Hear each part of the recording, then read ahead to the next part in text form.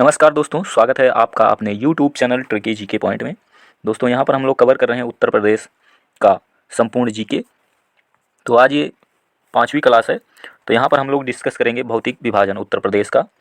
जिस तरीके से आप सुनते हैं कि उत्तर प्रदेश को 3 भौतिक विभागों में बांटा गया है, तो डिटेल में इन चीज़ की चर्चा करेंगे और डिटेल में होने के साथ साथ इम्पॉर्टेंट टॉपिक भी रहेगी जो एग्ज़ाम में बार बार रिपीट होते रहते हैं। तो सेशन बहुत ही इंपॉर्टेंट होने वाला है। तो बिना समय गंवाए वीडियो स्टार्ट करते हैं। अगर आप चैनल पर नए हैं तो चैनल को सब्सक्राइब कर लीजिएगा, और अगर आप हमारे परमानेंट व्यूअर हैं, अभी तक चैनल नहीं सब्सक्राइब किए हैं तो सब्सक्राइब जरूर कर लीजिएगा, और वीडियो अच्छी लगेगी तो लाइक करना जरूर। देखिए, उत्तर प्रदेश को 3 भौतिक भागों में बांटा गया है। उत्तर का भावर और तराई क्षेत्र, और मध्य का मैदानी क्षेत्र, दक्षिण का पहाड़ी क्षेत्र। ये एकदम सिंपल सा क्वेश्चन अगर आएगा तो ऐसे ही आएगा कि उत्तर प्रदेश को कितने भूभागों में बांटा गया है, या नाम दे देगा तीनों का कि कौन सा भूभाग है, तो आप आराम से कर पाओगे।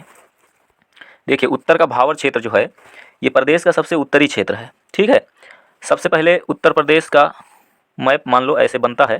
ठीक है, तो यहाँ पर ये अपना ये हो जाता है भावर और तराई क्षेत्र। ठीक है, इसी में भावर ऊपर रहता है, फिर नीचे तराई रहता है। उसके बाद यहाँ बुंदेलखंड की एरिया आ जाती है, ये इतना सब बुंदेलखंड है। ठीक है, तो बीच में गंगा यमुना का मैदान है। ठीक है, तो इस चीज़ को थोड़ा सा आप आराम से समझ लेना। इसके बाद तराई का क्षेत्र आता है भावर के बाद। ठीक है, और यहाँ एक पतली पट्टी, यह एक पतली पट्टी के रूप में सहारनपुर से लेकर कुशीनगर तक, यहाँ सहारनपुर से लेकर यहाँ कुशीनगर तक ये फैला हुआ है। भावर क्षेत्र की चौड़ाई लगभग 34 किलोमीटर है। लेकिन क्या होता है कि पूर्व की ओर, मतलब इधर से इधर जाने पर चौड़ाई कम हो जाती है। भावर क्षेत्र की भूमि ऊबड़ खाबड़ होती है। यहीं पर आप सुनते हैं कि नदियाँ यहाँ आने के बाद गायब हो जाती हैं। ठीक है, और यहाँ पर मिट्टी ककरीली पथरीली है, खेती नहीं की जा सकती है, और बहुत सी सारी चीज़ें आप सुनने को पाते हैं। उसके बाद फिर आता है तराई क्षेत्र, जो कि भावर के जस्ट नीचे तराई का क्षेत्र पाया जाता है। तो इसमें क्या है, भावर के ठीक दक्षिण में, यानी इधर उत्तर हो गया तो फिर यहाँ दक्षिण में तराई क्षेत्र की पट्टी पाई जाती है, जो कि सहारनपुर से लेकर ये भी कुशीनगर महाराजगंज तक फैली हुई है। वही महाराजगंज जो बिहार और नेपाल के साथ सीमा साझा करता है। तो महाराजगंज को याद रखना, कभी कभी पूछ लेता है निम्न में से कौन सा जिला है जो नेपाल और बिहार के साथ सीमा साझा करता है, तो वह है महाराजगंज। ठीक है, बाकी कुशीनगर तो आपको पता होगा, जहाँ भगवान बुद्ध का देहांत हुआ था। तो ये कुशीनगर से इधर सहारनपुर तक फैला हुआ है, और यह कुशीनगर महाराज में लगभग 80 से 90 किलोमीटर तक चौड़ा हो जाता है। देखिए, जैसे मैंने यहाँ बनाया है, यहाँ पर ये चौड़ा हो जाता है। ठीक है, और भावर क्षेत्र जाते जाते यहाँ पर पतला हो जाता है। तो इस चीज़ को थोड़ा ध्यान रखना। यहाँ पर समतल नम भूमि पाई जाती है। इसका निर्माण महीन अवसादों से हुआ है। ठीक है, महीन मतलब ऊपर तो बड़े बड़े कंकड़ पत्थर आपको मिलेंगे। ठीक है, लेकिन इसके बाद यहाँ पर आपको महीन अवसाद, अवसाद मतलब नदियों द्वारा लाए गए अवक्षेप, उनसे मिलकर बना हुआ है। ठीक है, और बताते हैं कि इस क्षेत्र में अधिक वर्षा होने के कारण दलदली मैदान पाए जाते हैं, और स्वास्थ्य के लिए यहाँ की जलवायु ठीक नहीं होती है। यहाँ पर पीने के साफ पानी भी उपलब्ध नहीं होते हैं। मलेरिया और चिकनगुनिया का प्रकोप बना रहता है। यहाँ लंबी घास पाई जाती है। तो एग्जाम में ऐसे ही पूछेगा क्वेश्चन कि उत्तर प्रदेश का वह कौन सा क्षेत्र है जहाँ पर पीने के लिए स्वास्थ्य पानी नहीं है, मतलब स्वच्छ पानी नहीं, और स्वास्थ्य के लिए दशाएं ठीक नहीं होती हैं, मलेरिया और चिकनगुनिया का प्रकोप बना रहता है, तो वो भावर या तराई क्षेत्र आपको देगा। ठीक है, ठीक है, भावर या तराई दोनों में से कोई देगा या दोनों दे देगा। ठीक है, तो आप अगर दोनों दे रहा है तो तराई लगाइएगा। ठीक है, ठीक है, तो इस चीज़ को आप समझ लीजिएगा। वर्षा की अधिकता और भूमि उर्वर होने के कारण अधिक पानी चाहने वाले जैसे गन्ने और धान की खेती भारी मात्रा में की जा रही है। तो यहाँ पर अब जो दलदल भूमि है उसको खेती योग्य बदला जा रहा है। सरकार कई सारी योजनाएं यहाँ चला रही है जिससे यहाँ खेत का विकास हो सके, मतलब खेती ज़्यादा से ज़्यादा की जा सके। फिर इसके बाद आता है मध्य का मैदानी क्षेत्र। ये मैदान जो है दक्षिण के पठारी क्षेत्र, मतलब ये दक्षिण के पठारी क्षेत्र। ठीक है, दक्षिण का मान लीजिए पठारी क्षेत्र है, और इधर क्या हो गया, ये मैदानी हो गया। इतना मैदान मतलब उत्तर का भावर तराई क्षेत्र हो गया ये, और दक्षिण का पठारी क्षेत्र, उसके बीच में गंगा यमुना का मैदान पाया जाता है, जिसे गंगा यमुना का मैदान या गंगा यमुना का दोआब, दोआब मतलब दो नदियों के बीच की उपजाऊ जमीन, दोआब। यह मैदान यमुना एवं गंडक नदियों के मध्य में पाया। इससे पहले वीडियोज़ में आपको बता दिया है कि उत्तर प्रदेश की पश्चिमी सीमा और दक्षिणी पश्चिमी सीमा, पश्चिमी ये वाली और दक्षिणी पश्चिमी सीमा लगभग यमुना नदी बनाती है। ठीक है, उसके बाद पूर्वी सीमा जो कि नेपाल से आने वाली गंडक नदी, ठीक है, वो बनाती है, जो कि बिहार के साथ बनाती है गंडक नदी। तो इसी जो है यमुना नदी और गंडक नदी के बीच में गंगा यमुना का मैदान पाया जाता है। ठीक है, और यह मैदान गंगा व उनकी सहायक नदियों गोमती, घाघरा और यमुना, कौन सी है? यमुना, घाघरा, गोमती। इनकी गंगा की सहायक नदियों यमुना, घाघरा, गोमती, शारदा, राप्ती, रामगंगा, गंडक आदि द्वारा लाई गई मिट्टी, कीचड़ एवं बालू द्वारा निर्मित एक अत्यंत उपजाऊ क्षेत्र है। ठीक है, एक अत्यंत उपजाऊ क्षेत्र है। और क्षेत्र की ऊंचाई 80 से 250 मीटर तक है। मतलब इसका मतलब समुद्र तल से ऊंचाई की बात किया जा रहा है। समुद्र तल से इस मैदान की ऊंचाई 80 से 250 मीटर के आसपास है। ठीक है, उसके बाद मैदान का ढाल जो है, ये ढाल मान लीजिए मैदान है, तो इसका ढाल क्या है?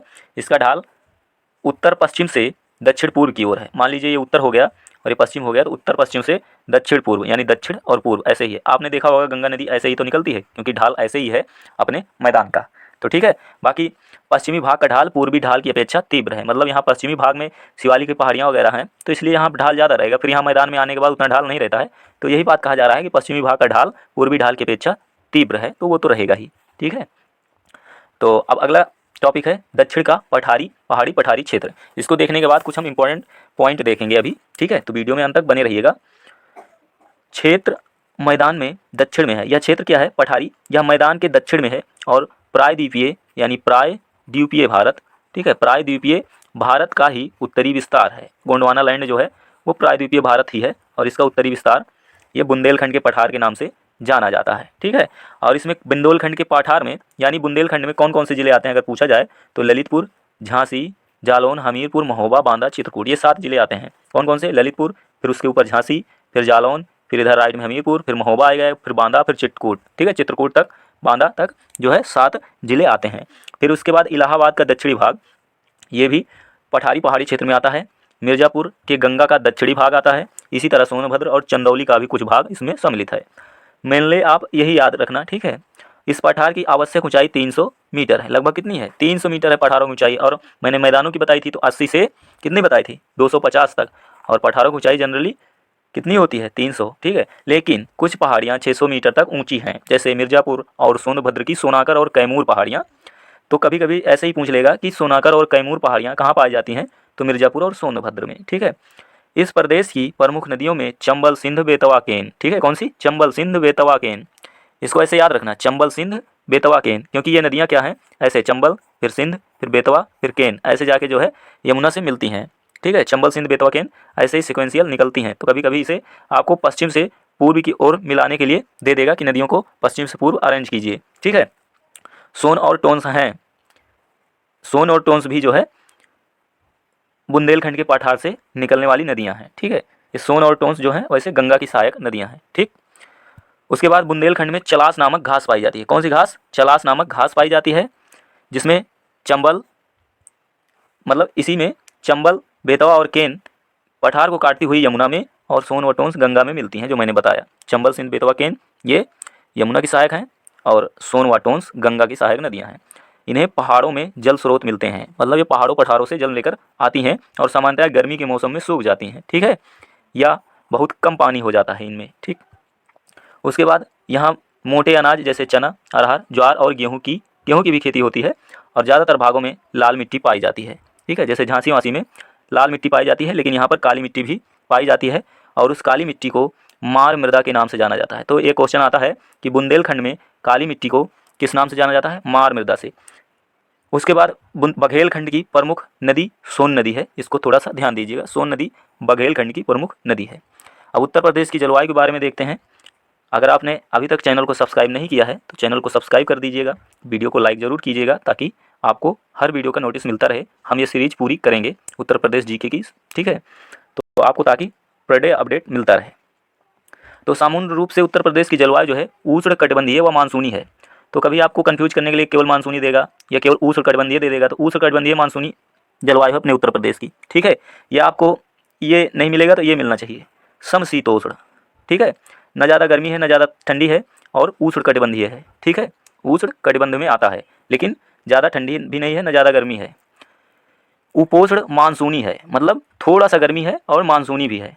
तो बात वही है, चाहे आप ये कहो कि गिलास आधा भरा है, चाहे ये कहो गिलास आधा खाली है। ठीक है, तो इसके कई नाम हैं, तो थोड़ा सा आप दिमाग लगाइएगा तो कर पाइएगा। मतलब क्या होगा, अगर केवल मानसूनी दे दे या आपको केवल उष्ण मानसूनी दे दे, ठीक है, तो वो आप गलत लगाइएगा। आप ना उपोष्ण मानसूनी सही है या समशीत उष्ण कटिबंधीय में आता है।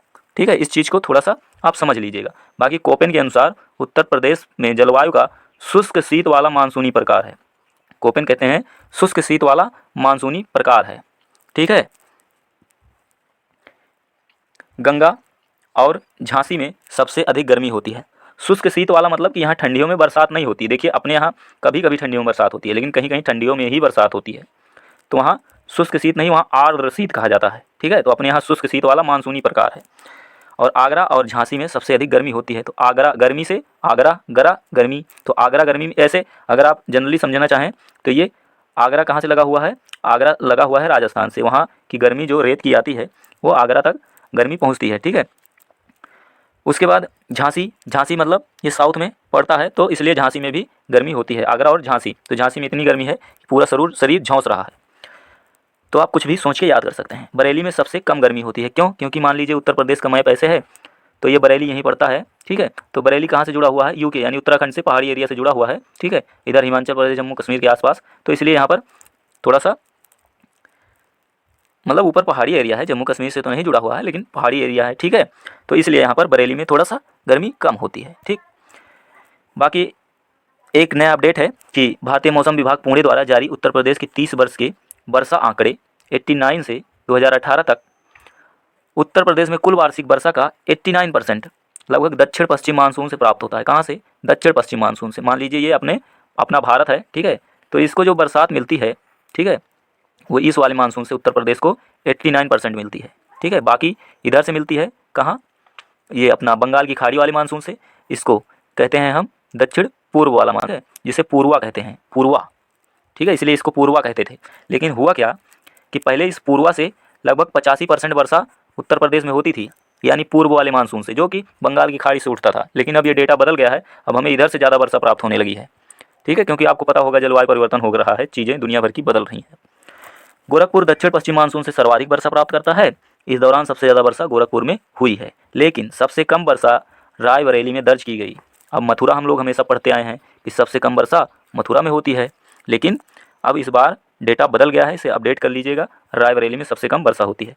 बाकी कुछ चीज़ें हैं, कुछ फैक्ट हैं जो मुझे आपको बताने हैं, तो मैं इसको आपको बताऊंगा।